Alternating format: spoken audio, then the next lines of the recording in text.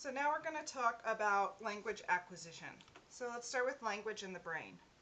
Near the third birthday, newly available neural processing systems help speed language acquisition. So this happens in the temporal cortex. This is where most speech and language comprehension is processed, and most of that is in the left hemisphere. There's an area of the brain called Broca's area. This is where syntax is controlled. This is what's used when you're speaking. Another area called Wernicke's area handles semantics and meanings of words, understanding. So we have different parts of the brain for speaking and understanding language. The right and the left hemispheres each play a role in language. The left hemisphere processes the language itself, like what the words actually mean. The right hemisphere, remember that's the more emotional side of the brain, handles the inflection, the emphasis we give words, and the musical quality of speech, and it's critical in understanding and interpreting speech because the right hemisphere processes more of the tone of voice and the body language. So we need both parts of the brain to fully understand language. Before we talk about vocabulary, I want to show you a video about what's going on behind the scenes, so to speak. It's not just about what children can say. So pause and watch this video. So we talked about how they understand more than they can say. This experiment shows that an important part of language development is understanding faster. Not just understanding more, but getting to the meaning faster. Your brain makes assumptions about the word it is about to hear even before you're done hearing it. It's part of recognizing common syllable combinations that occur in your native language, and it's part of how toddlers get better at language. So during this time, a child's vocabulary undergoes a rapid growth called the naming explosion. So at around age 1, they'll have 2 or 3 words. By age 4, they may have as many as 10,000. So let's talk about how that happens. It goes through a process called fast mapping. So children learn new words very slowly at first. A 15-month-old may learn 2 to 3 new words a week. At 18 to 22 months, they get a rapid expansion of vocabulary. They could go from 50 words to more than 300 in just a few months. This rapid growth continues through preschool, with children gaining an average of 9 new words per day. Could you learn new words that fast? This happens through a process called fast mapping. So the definition of this is a child's connection between words and reference that are made so quickly that he or she cannot consider all possible meanings of the word. This means they will jump very quickly to a meaning of a new word, which may or may not be right.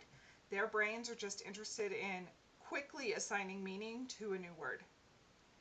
Errors are fixed quickly, however, as they hear the word more and more often. So let's talk about how they learn words so quickly and what some common mistakes may be. So there are some cognitive constraints. These are thinking patterns that limit learning and comprehension. For toddlers, these include processing constraint. So this is where they assume that a new word equals a new object. So if they hear a new word that they haven't heard before, they will immediately apply it to the newest object they see in their immediate environment. Remember, first words are generally nouns, so that tends to be the first assumption they make, is that a new word is a noun and it must go with this object they don't have a word for. Next is the object scope constraint. This is also known as the whole object error. So they assume new word applies to the whole object rather than a part or description of the object. So if I hold up a blue cup and say cup, they assume that that means the whole thing, not big or small, not the color blue, okay? Nothing else describing it. They assume it means the whole object. And then the taxonomic constraint, this is a category. So they assume that a word must be the same for all objects of the same type. So it's like dog. They learn the word for dog, so they assume that all of those things must be dog. But if you start to get specific, like you point to a dog and say like husky or Labrador, their first assumption is that word must apply to all dogs. So there are more assumptions they make that can lead to errors, but these are the main ones. You probably make the same assumptions when you're learning a new language. And any errors you make with these assumptions are fixed as you hear the word more and more often. But here are some common errors. The first is overextension. This is when they extend the meaning of one word to cover things or actions they don't have a word for. So maybe they'll use the word ball to refer to anything that looks like a circle. The opposite of that is underextension. The child has a word but only uses it for a specific thing, not realizing that it applies to other things as well. Maybe they have the word blankie for their own blanket, but they won't call any other blankets that name. They assume it only refers to theirs. So we'll talk about the development of grammar in the early childhood section. There was a 30 million word gap, which was found in a study in the 80s.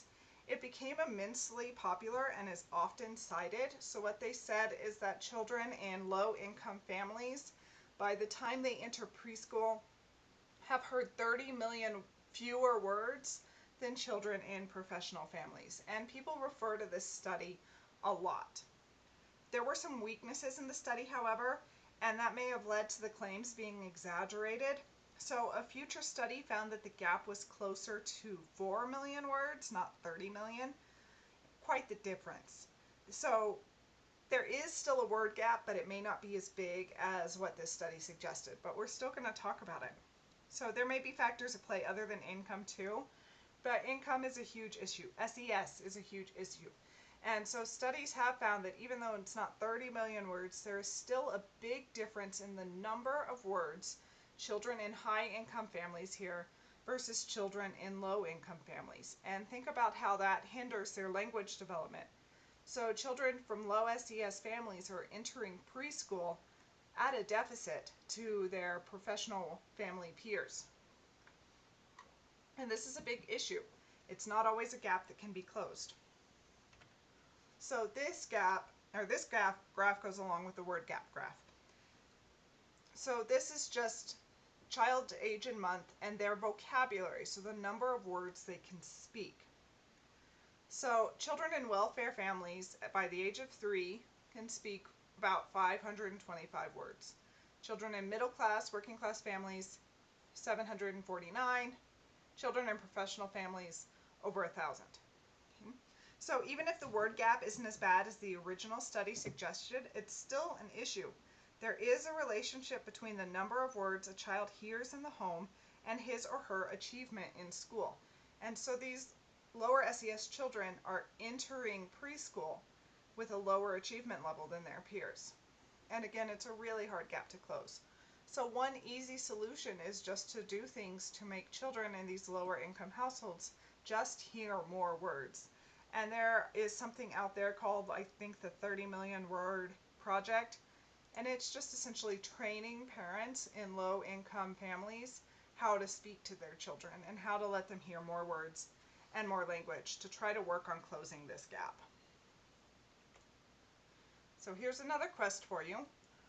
Watch the episode of Brain Games and Language. It's season 4, episode 3. Send me an email telling me your thoughts. Did you learn something new? This is just an episode that kind of tells you how our brains learn language and some of the things that go on behind the scenes, so to speak. So how do we promote language development in toddlers? Recognize differences. There are variations in language development. It is like any other skill that needs to be practiced and improved. Toddlers will use incorrect words and grammar based on those constraints that we talked about. Don't correct them. Model the right way to use the words. If their meaning is understood, if you understand what they're trying to say, don't correct them. That could create shame and make them not want to talk to you anymore. Just continue to use the proper grammar and they will catch on and they will correct themselves as they learn. Just put yourself in their shoes. If you were learning another language and you were trying to talk to somebody and they constantly stopped you to correct what you were saying, would you want to talk to them anymore? Okay. So as long as you keep using the correct language, toddlers will fix their own errors. Talk to them. Most importantly, to learn language, they must hear language. Talk to them. Emphasize inflection. Really enunciate your words. Narrate your tasks just as you did for infants. Express feelings for them. When a toddler seems to be upset, get down and say, "You seem very sad," or "You seem very angry," or "You should be proud of yourself." Help them name their feelings. They don't know how to name them yet, so name them for them. And respond when they talk to you, even if it's babble, even if it's nonsense. Still respond, still acknowledge it as what it is and attempt to communicate. And then again, I can't say it often enough, read to them. Having a person read to them is much more effective than a tape or a television program. Reading to children is the best way to help them learn language. In fact, the number one predictor of how well a child will do in school is the number of books in their home. Read to children. So here's your discussion for you that I will put on Blackboard. Based on what you've learned about language development, are flashcards a good method to teach language to toddlers? Please let me know what you think. Silence is golden unless you have a toddler, then it's just suspicious. That's all I have for toddlers and cognitive development. If you have any questions, please post them on Blackboard.